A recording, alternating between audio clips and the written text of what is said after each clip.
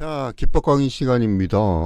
이번 주는 우리가 15% 이상 간 종목들 매매하는 법, 사골 매매에 대해서 보고 있죠. 사골 매매. 사골 매매를 하려면은 파동에 대해서 알아야 되고, 분봉상 파동이 나오는 종목들을 들어가야 되죠. 파동 종류에는 여러 가지가 있는데, 오늘 정리를 가볍게 하고 어제 거 이어서 할게요.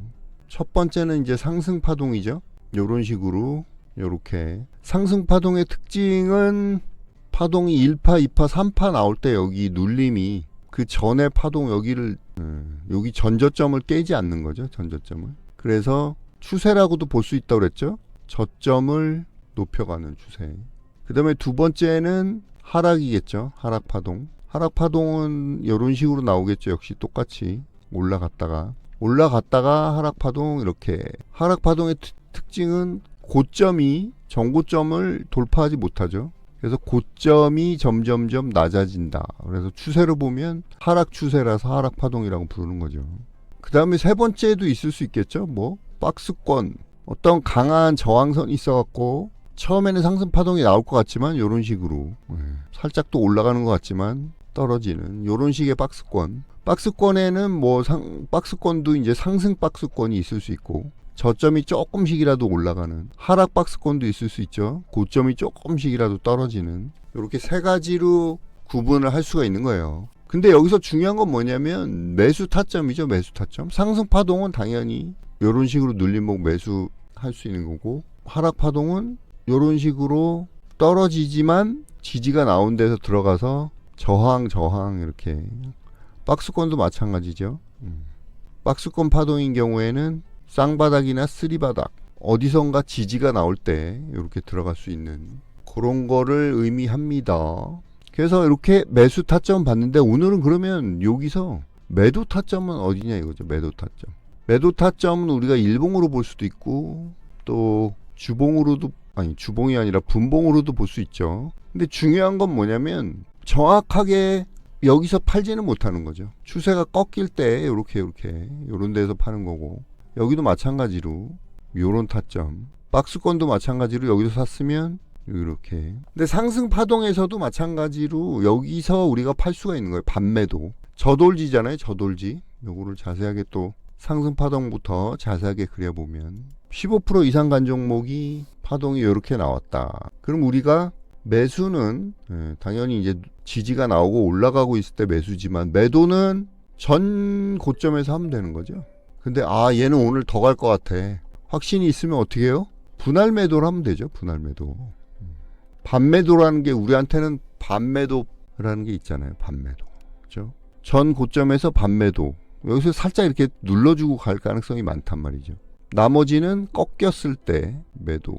이제 강한 저희가 나오고 꺾였을 때 매도. 그렇죠? 아시겠죠?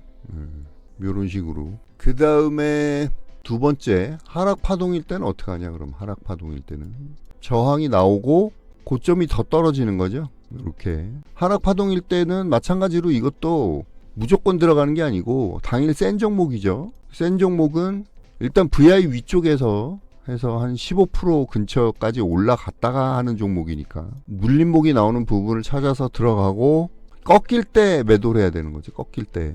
아니면 정해놓고 한 3%, 2%, 3% 정도. 그리고 만약에 이게 여기보다 고점이 낮아졌다 그러면 다시 간다는 생각을 하지 말고 파동에 의해서 저항이 나온 부분에서 바로 팔아줘야 돼. 이거를 놓치는 거예요. 이거를 여러분들이. 만약에 이런 데서 들어갔고 이거를 놓치게 되면 그냥 뭐 15% 이상 간다고 무조건 이런 파동이 나오는 게 아니에요. 상승 파동이.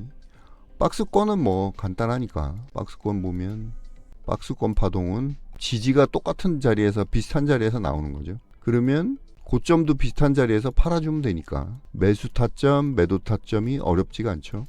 몇 종목 한번 보고 마치도록 할게요. 자, 이런 거 같은 경우 보면 돌파해가지고 다시 올라가긴 하지만 잘 보시면, 자 여기까지 갔다가 이거는 갭을 띄워가지고 이게 됐지만 어쨌든 눌러줬죠. 눌러주고 이렇게 갔단 말이에요. 그쵸? 그럼 여기가 이거 같은 경우는 어떻게 해야 돼요? 지지가 나오는 자리에서 들어갔다가, 지지가 처음 나왔던 자리에서 들어갔다가 이 정도에서 들어가서 손절 안 깨고 다시 올라갔죠. 어디서 팔아요? 전 고점에서 파는 거죠. 그래서 여기가 매수, 여기가 매도 이렇게 되는 거죠. 차면지에는 너무 많이 올라가가지고 초반에 이런 거는 매매하기 힘들고, 자 이렇게 파동이 나오는 거, 이런 거 같은 경우 보시면 올라갔다가 떨어지는데 지지가 나오죠, 그렇죠? 지지가 나오고 파동이 또 올라갔다가 지지가 나오고 상승 파동이죠. 저점이 높아지니까 이렇게 상승 파동이란 말이에요. 상승 파동인 경우 지지가 나온 데서 샀다가 여기서 반을 팔아주고 나머지 가져가고, 그렇죠? 여기를 안 깨면 또 기다렸다가 여기서 꺾일 때 팔아주고, 아니면 여기서 팔았으면 여기서 한번 더 살 수 있는 거죠. 자, 이거 뭐예요? 상승 파동.